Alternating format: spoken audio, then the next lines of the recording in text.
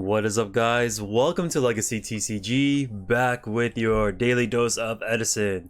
Today we have round number 5 between Fiona playing Machina gadgets versus Aiden on Amaryllis Burn. I don't see Amaryllis that often at our locals. The last time I saw Amaryllis was was with Roy, and since then, maybe 6 months ago, he's dropped the deck. Just because the deck kind of bricks on itself. Like if you'll have like Titanials and stuck in hand, no trade-ins, or trade-ins and no 8-stars to pitch. And yeah, I remember when Roy's spirit broke while playing this deck, and it was a hard thing to watch. But let's see how Aiden navigates this matchup. This is Aiden's first time at Card Addiction as well, I believe. There's just a bunch of new players that showed up. It was great. It was a really fun time. I think he's like Declan's friend is what he had mentioned to me. So maybe a wild card Cyclone player coming out on a Card Addiction Tuesday night. Okay, she's gonna add a red gadget, get yellow, and then maybe we just press the attack, swinging with these orange and red. Oh no, she's gonna add the fortress as well with the solidarity, and she is going forth. So the scariest thing about this whole interaction is I think he's just dead. Magic Cylinder is gonna ping her down to 33 here, 21 here, and 26 here. Okay, yeah, that would have been perfect damage if that magic cylinder wasn't there. That would have been pretty cool. But yeah, I was afraid of like a potential mirror force. That was the biggest thing. But she's like, you know what? I'm just gonna go for it. I'm gonna make him have it. You know, because conservatively you would just go gear frame plus red gadget and just swing in. And then you'll use that fortress later on to like apply more pressure. But we're gonna take 300 300 here. Titaniel's pretty strong against fortress, especially if she has those dandies standing up. But luckily we do not have any back row to defend her, so we can just ping these monsters down with our gadgets and then maybe bring out the fortress again, hopefully.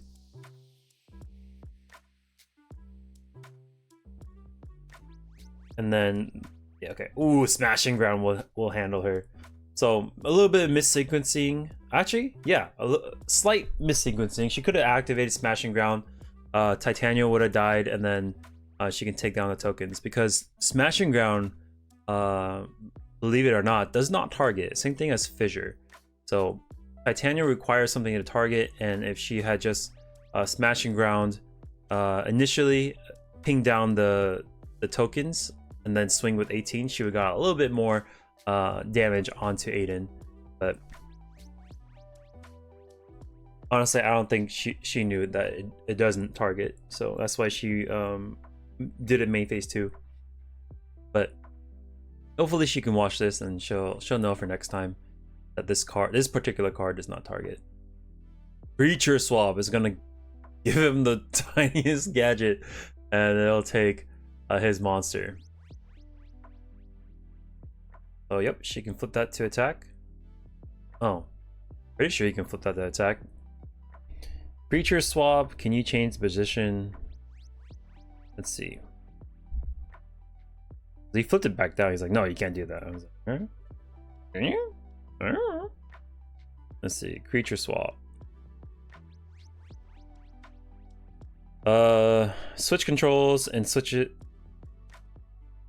Okay. Those monsters cannot, yeah. Okay, so you can't change the battle position, but you can tribute summon those monsters. So let's say, hypothetically speaking, she had like a Sidra in hand or something, she could have sacked that monster if she hadn't used her normal summon for turn. Okay, so we're gonna go red gadget, pitch to special, Oh, is this on turn 2? Yeah, it is. So she'll do 13, and then he's gonna drop it on the 25. That way he gets a bigger token. He has a lightning vortex as well. That's pretty scary. He can lightning vortex, and then just has to deal with that back row, or we can just turn this token to attack, and then Mark of the Rose. Actually, he doesn't even have he doesn't have plants in the grave. He's got lightning vortex. This Home Pulse is gonna protect the fortress, return it to hand. That way next turn she can bring it back out. So Aiden has to be a little bit careful about how he puts the token to attack. If he puts it to attack, then the fortress can come out and crash it, and then pop the Gores as well. Okay, we're gonna swing back 25 and 27. We take both. Foolish Burial's gonna activate. Send Dandelion, I'm assuming. Oh, Amaryllis. Okay. Foolish for Amaryllis. We can bring it out by banishing Titanial, and then it'll burn for 800 damage, but we don't have many plants after that.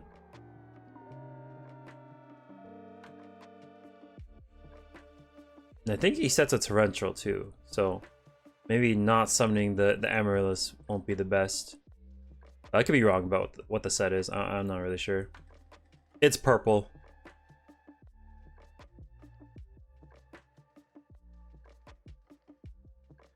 Okay, draw. Green gadget.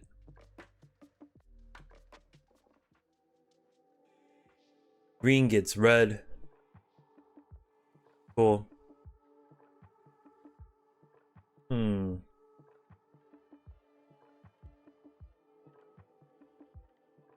So I know she has enough fuel to bring down the fortress. She's like, what's that thing do? Pretty much when it leaves the field, burns for 800 damage. If it attacks, it just blows up right away. And then you'll do 800 as well. Okay, pitch a special fortress. Ooh. Okay, she slightly missequenced that. The back row didn't stop her. So what she should have done is, I'm gonna take 200 here. Is she should have crashed the token, then popped the Gores, and then that would have cleared the entire field. And then she could have popped the Amaryllis as well. I think because he has 0 defense. Yeah, okay.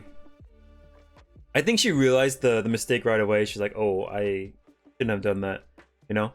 But that's okay. We learn from our mistakes. No problemo. So we're gonna take 800 here. She's getting pretty low on the life points, so since that thing attacked, it's gonna do another 800, and so she's like 2 ticks away from getting burnt down. Oh, he has the Miracle Fertilizer. I don't know if you can special the Amaryllis with that card though. I don't think you can. Okay, he's gonna set to defense, and the 2500 wall is pretty difficult to deal with. Especially for Fortress. Dust Tornado hits the new one. It is Dust Shoot, and yeah, he doesn't have enough cards anyways. Mark of the Rose will take him, and that should seal the deal. Oh, she's gonna Solemn, but does not matter. Actually, it does matter because the so he attacks, pop Gores, just needs one more monster. Okay, that'll do it. That'll do, pig. All right, so we take 200. And we're going to game number 3. So Gravel Rose will just swing in for 500. Huh? Oh, she popped. Okay, so he attacked, and then she popped the Gravel Rose. Okay, I see. Cool. Slight missequencing from Fiona, but it's okay. I think when I was editing and listening to the audio, she's like, I should have done this, which is great. 2500 monsters against Fortress is not your best friend, so summoning a Stardust against Fortress is just asking for yourself to get mowed down.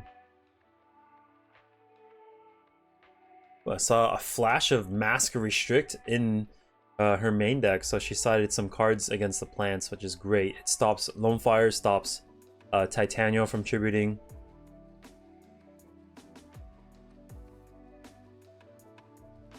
Just needs to draw those pieces though.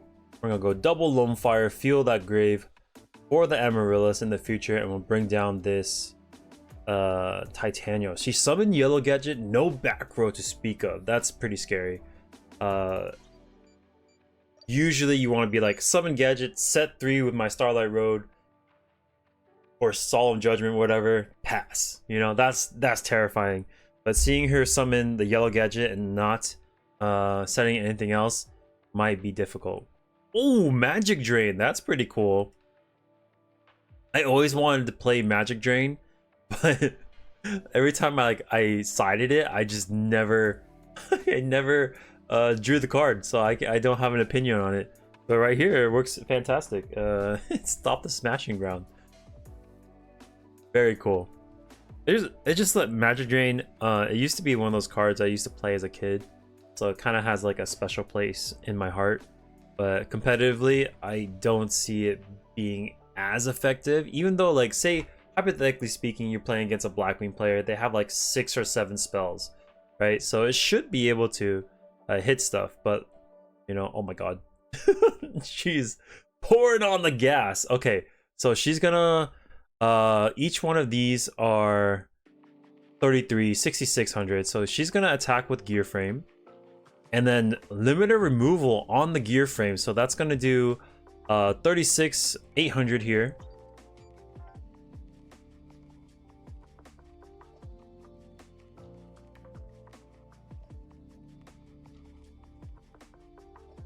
No wait, 26. Oh god, it's even more. It's 26, 52. So it's gonna be 2400 damage, I think.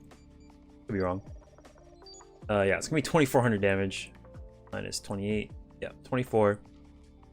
So big damage is coming through. We take 24. We're gonna take us what, 66 right here, but she's gonna attack. And if he has something, he needs to be activated right now, otherwise he dies. And let's see what he's got. Because these monsters are 66. 24 here.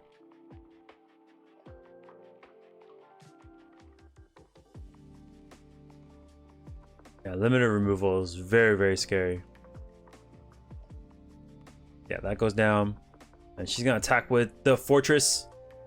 Magic Cylinder is gonna send 6600 back into her, and that will finish the game. Oh my goodness. Yeah, that card's pretty good against Machina. Even if it just does 2500, the Solidarity boost plus, you know, things like limiter makes these monsters quite large, and that was enough to finish the game. That was insanely quick game too. Let's see. She told me about this how she lost to the Magic Cylinder. I was like, oh, do you remember the board state? And she's like, she was trying to remember. She didn't know what this card was called, Titanium. She's like, the monster with the red skirt. And I was like, oh. Well, so I looked over the footage with her, and I was trying to think if there was a different way that she could have sequenced the attacks. So she's at this point right here. Let's pretend that this limiter removal is still in her hand, right? So 26, 33, 33. So if we attack with 33, and then we're gonna pretend that he's at 8,000 plus 40. Okay, so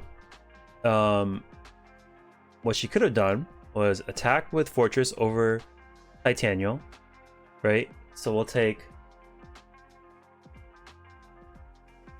500. Man, I don't want, I'm like slow.